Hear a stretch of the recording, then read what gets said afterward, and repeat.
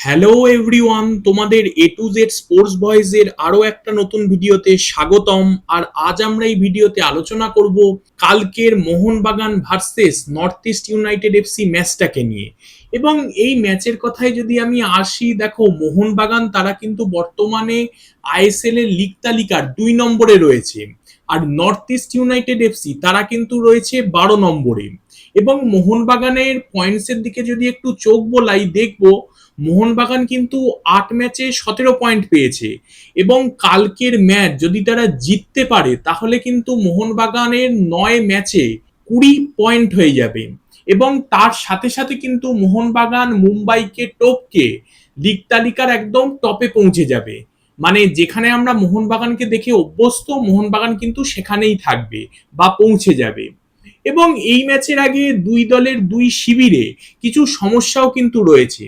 যেমন মোহনবাগানের ক্ষেত্রে অ্যালবার্টো রড্রিগেজ, আপুইয়া এরা কিন্তু রিহ্যাব করছে। কালকের ম্যাচ নিয়ে খেলবে কি খেলবে না এই নিয়ে কিন্তু ডাউট অবশ্যই থাকবে।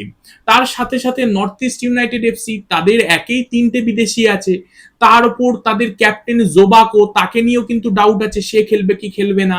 তার সাথে সাথে জিথিন এমএস, তার কিন্তু বর্তমানে বাঁ পায়ের গোড়ালিতে চোট রয়েছে, সুতরাং তার থাকা বা না থাকা নিয়েও কিন্তু ডাউট রয়েছে।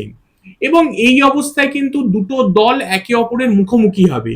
তবে নর্থ ইস্ট ইউনাইটেড এফসির কাছে একটা কি অ্যাডভান্টেজ না, তারা কিন্তু নিজেদের ঘরের মাঠ হোম গ্রাউন্ডে খেলবে আর কি। সেখানে মোহনবাগান তারা কিন্তু অ্যাওয়ে টিম, তবে টিমটা তো মোহনবাগান, হোম কি অ্যাওয়ে মানে সব মাঠই কিন্তু মোহনবাগানের মাঠ। মোহনবাগান যেখানে খেলে সেই জায়গাটা কিন্তু মোহনবাগানেরই হয়ে যায়, আমরা সেটা জানি।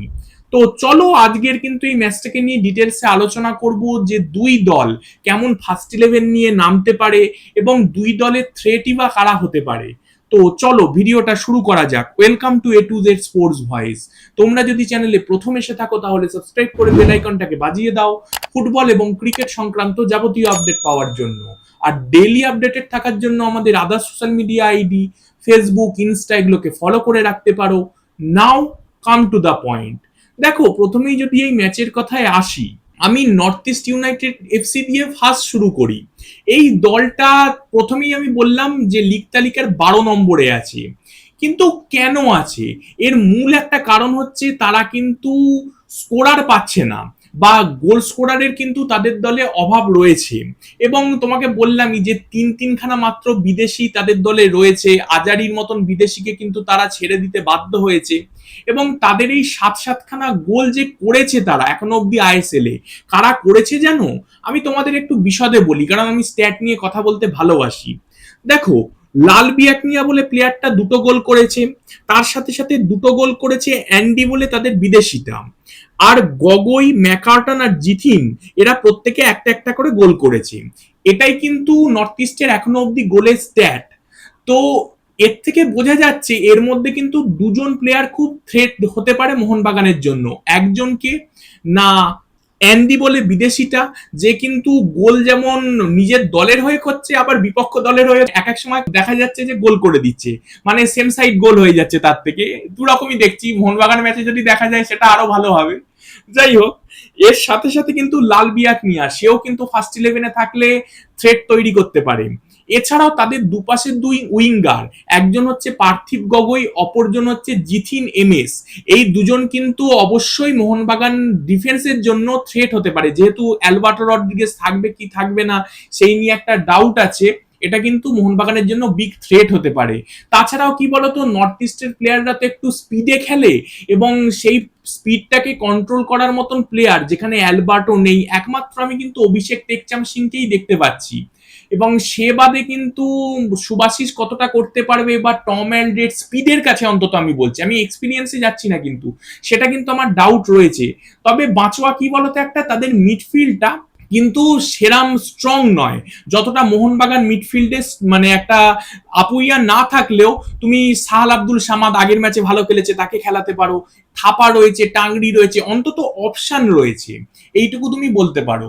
এবং মোহনবাগানের ক্ষেত্রে দেখো, সাহাল আব্দুল সামাদের দুর্দান্ত পারফরমেন্স আগের ম্যাচে, কামিন্স তার ওরাম দুর্দান্ত ফ্রি কিক, সেটাও কিন্তু মানে নর্থ ইস্টের কোচ যে তার কিন্তু হেডাচি বাড়াবে। তার সাথে সাথে ম্যাকা আগের ম্যাচে কি গোল করেছে আমরা দেখেছি, রবসন রবিনো, তার কিন্তু ক্লাস আছে। হ্যাঁ, হয়তো সে নিজের সেরা ছন্দে এখনো মেলে ধরতে পারেনি, কিন্তু কে বলতে পারে যে কালকের ম্যাচটাই হয়তো নিজের সেরা ম্যাচটা সে খেললো, হতেই পারে। তো এরকম কিছু মোহনবাগানের পজিটিভ সাইড আছে। ইভেন নর্থ ইস্টের কোচ জুয়ান পেদ্রো বেনালি, সেও কিন্তু নিজে একটা কথা স্বীকার করেছে যে মোহনবাগান কিন্তু ফেরারি আর তার টিম কিন্তু মাহিন্দ্রা, মানে দুটো গাড়ির কোম্পানির সাথে তুলনা করেছে। এবং মোহনবাগানকে কিন্তু আগেও তিনি অনেক সম্মান দিয়েছেন, তোমরা যারা ফলো করো জানবে যে তিনি মোহনবাগানকে কিন্তু আগে ভারতীয় ফুটবলের রিয়েল মাদ্রিদ বলেছিলেন, এবং মোহনবাগান এই সম্মানটা ডিজার্ভও করে। সত্যি মোহনবাগান রিয়েল মাদ্রিদ। তো ফার্স্ট লাইন আপে যদি আসি, দেখো নর্থ ইস্ট ইউনাইটেড এফসি তারা গোলে রাখবে কিন্তু গুরমিত সিংকে, তার সাথে সাথে তাদের দুজন ডিফেন্ডার, একজন জোবাকো, অপরজন কিন্তু আশির আক্তার। তাদের রাইট ব্যাকে খেলবে রিদিম লাং, লেফট ব্যাকে খেলবে কিন্তু সামতে, নাম্বার 6 এ খেলবে মায়াকান্নান, নাম্বার 8 এ অ্যান্ডি বলে বিদেশিটা, নাম্বার 10 এ ম্যাকার্টন, রাইট উইং এ খেলবে জিথিন এমএস, লেফট উইং এ পার্থিব গগৈ, আর নাম্বার 9 এ কিন্তু লাল বিয়াকনিয়া।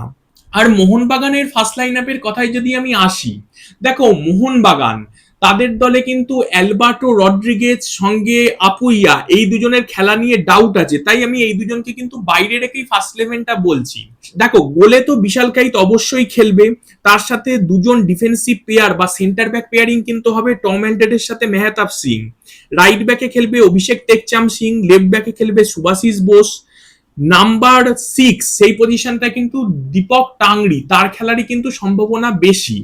এবং নাম্বার 8 এই জায়গাটায় কিন্তু আমার মতে থাপা কিন্তু মানে নিজের সেরা ছন্দে নেই, তাই আমি চাই মিডফিল্ডে, যেহেতু নর্থ ইস্টের আর কি অ্যান্ডি বলে বিদেশিটা খেলছে, মোহনবাগানের নাম্বার 8-এ যদি পেত্রাতসকে খেলানো যায়, কারণ কোচ মলিনাও কিন্তু এই জায়গায় পেত্রাতসকে আগের সিজনে 2-1 বার ব্যবহার করেছেন।